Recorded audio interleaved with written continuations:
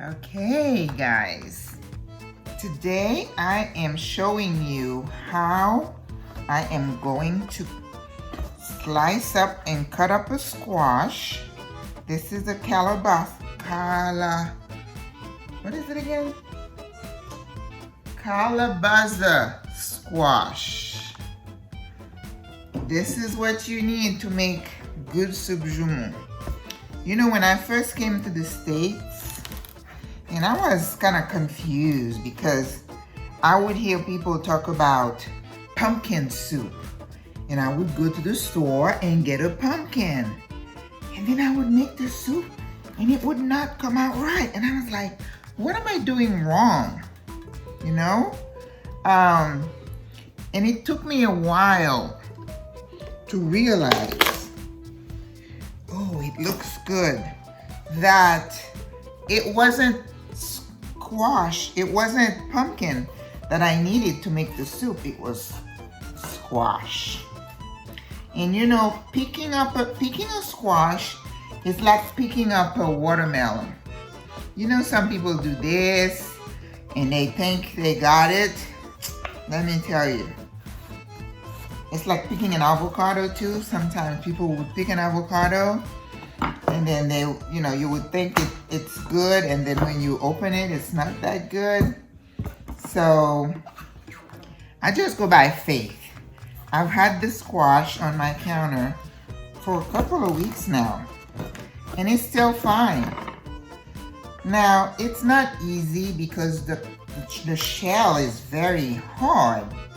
So if you are not too confident in using your knife, you know, they do sell them pre-cut.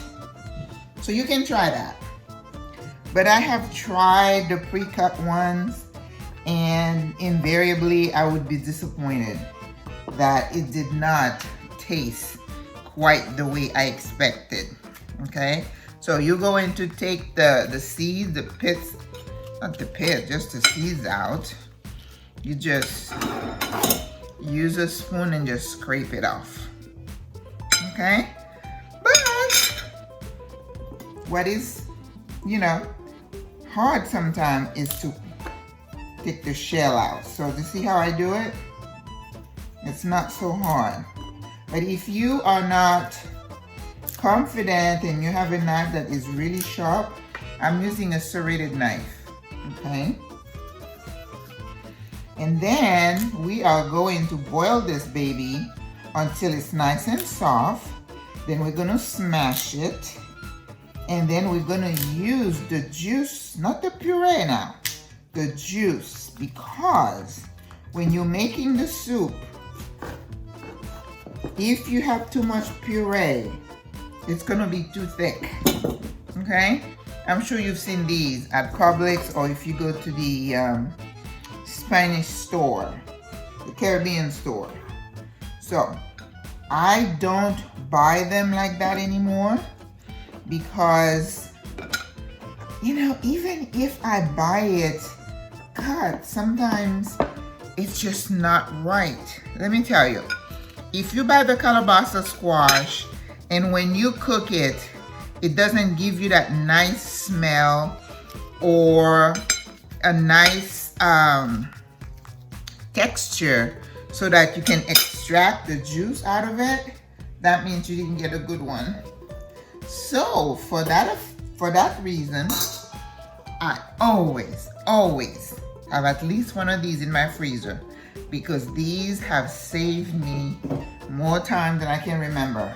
If when I'm in the middle of the soup and I'm like, it's just not tasting quite right, or I don't have the color that I want, so I always use, that's my life-saving trick.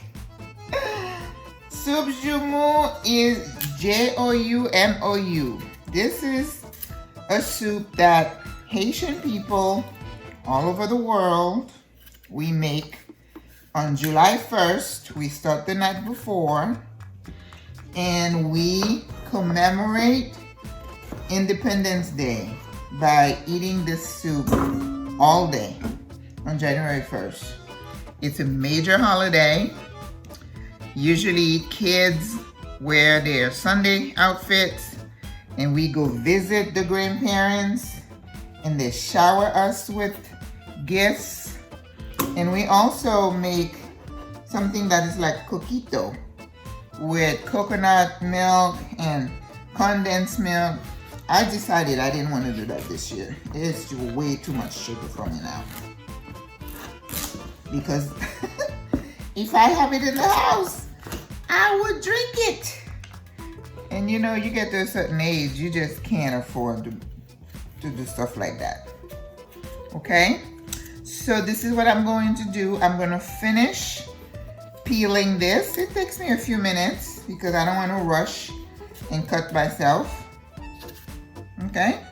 So this is going to be a full pan here, and put it in just a little some water, cover it, make sure it's covered, and let it slowly cook. And I have some meat cooking. You know, I use some of my Epis, some onions. I cut up the meat. Now I bought beef. I have, you know, you could use beef that you would use for like stew.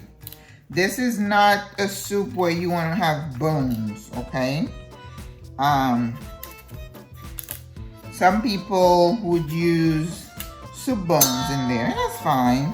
Some people would use bone broth. That's okay too. Now, I've heard some sisters say that they are vegetarian and they're going to make it without meat. You know, I'm sure you could do it, but I'm thinking you might have to doctor it up quite a bit to get the flavor. But the star of the soup definitely is the squash, Calabasa squash. So get used to saying that, Calabasa squash. And it is divine. And of course, you're gonna see the soup when I'm finished with it. So I work tomorrow, January 1st. So otherwise I'd do it in the morning, but I won't have time to do it. So I'm doing it tonight. Okay. Oops. Happy New Year, everybody. Getting ready for soup. Soupe Joumou. Happy New Year. I don't have any potatoes. I thought I did, but I don't. Okay. Right now, we have the squash boiling. When it's soft, we're gonna smash it. We're gonna strain the water, and then I'm gonna put the water in the meat. In here, I have some beef, and then here I have some smoked turkey wings. So I've kind of mixed it. Sometimes I use chicken. You can use whatever meat you want. Okay, it's coming together. I'm so excited.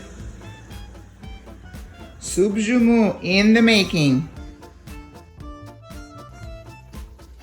So this is the squash that has softened after I boiled it. So I use a smasher and I mash it.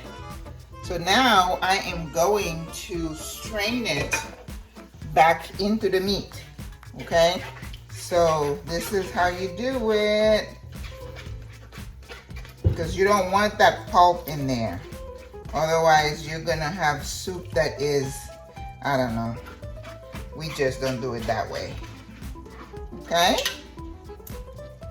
So I keep doing that until I get all the water in here. Yep. I remember when I was growing up, on New Year's Eve, we would go to church, midnight mass, and then when you come home, you know, children, we were sleepy. After we had some pate, we would go to bed, but the adults would stay up and make this soup, so that when we woke up in the morning, we had soup for breakfast, soup for lunch, soup for dinner, soup all day. Now I'm making like a little pot, but boy, we used to make a lot of soup.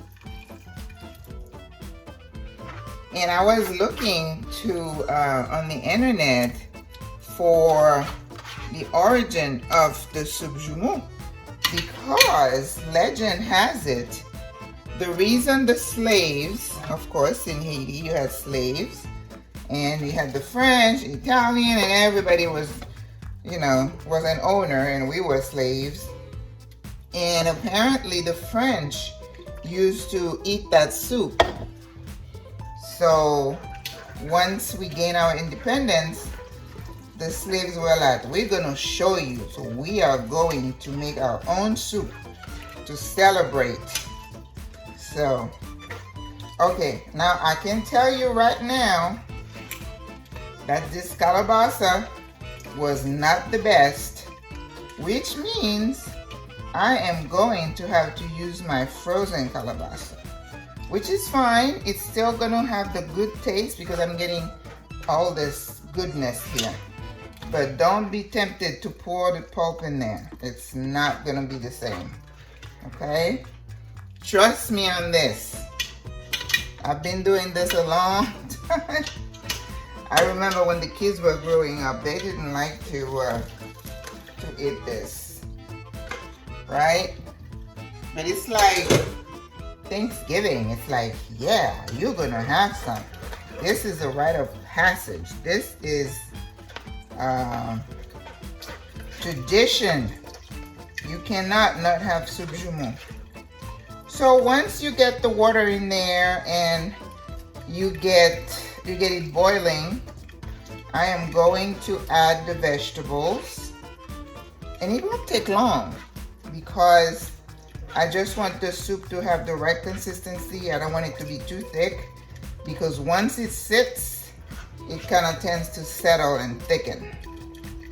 And we don't have to put anything in this soup to thicken it, trust me. All right, so let me move the camera so you guys can see.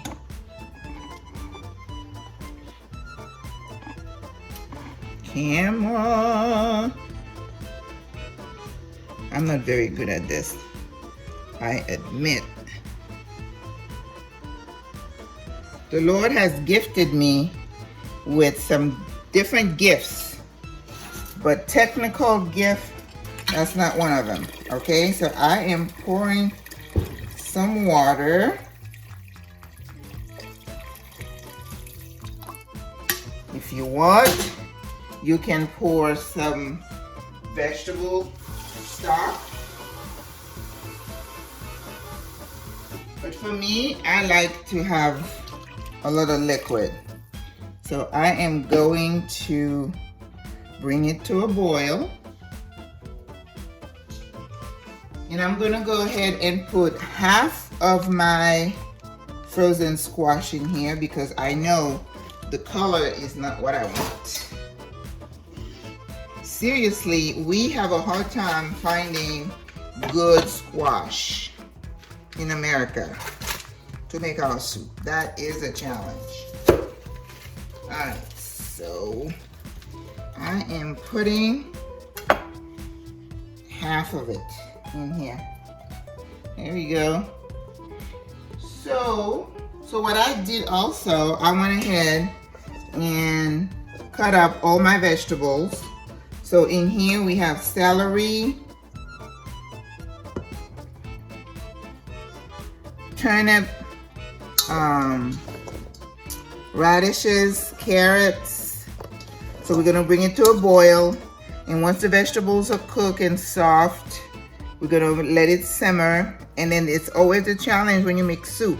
You don't want your vegetables to be mushy, okay? So you're gonna have to, use the heat to maybe speed up the cooking process a little bit, but don't be tempted to put any kind of cornstarch or anything in it. No, okay? And then you have to put cabbage in here. And another thing that you need to add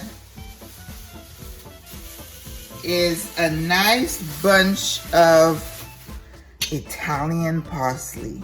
Now you see this?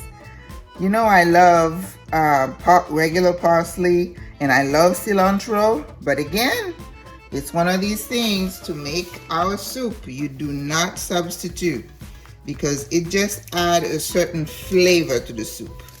So I'm gonna have a big old bunch. And you don't chop it, you just pour it whole. Oh, look at that. Smells so good. That's what you need. And that's what's gonna give you some of the green, because remember, this is a squash soup. So it's gonna be basically yellow with hints of green. But I'm not gonna put this in here until it's almost done, okay? Because I want that pungent flavor in the soup. Okie dokie, let us see. You know, I was watching my my Turkish shows. I went for a while, I was watching Korean dramas, you know, and I started saying, 안녕하세요. You know, I pick up a few words here and there. But in Turkish, I know how to say günaydın, that's good morning. Sağ, that's thank you. Thank you very much is, I'm sorry, I forgot that. Galakitme means don't worry. Afetosos means bon appetit. You know, there's nothing I watch on TV. In fact, I'm getting ready to discontinue my cable again. I went like 3 or 4 years without cable and I didn't miss it. So, you know, I'm paying like $100 and some for, and there was nothing except watching CNN and Fox News. No, I can get my news somewhere else, I will say. All right, I'm gonna pause, and then when I come back, I'm gonna have the vegetable. The vegetable will be cooking, and you're gonna see the color. I may have to put the whole squash, the whole pack of squash in here because my color is not coming through. So here it goes. All right, we shall see you soon.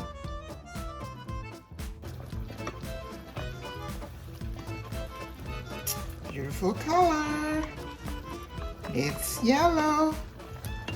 Okay. So now I'm adding these veggies.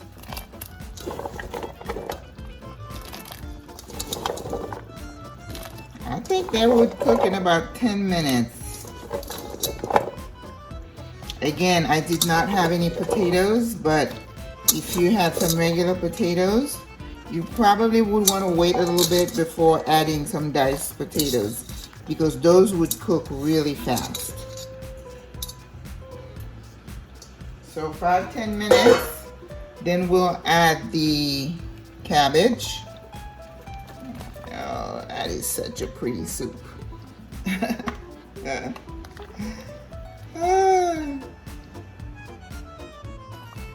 Okie dokie. Our soup is simmering down, as you could tell. It's gotten a lot lower, the level.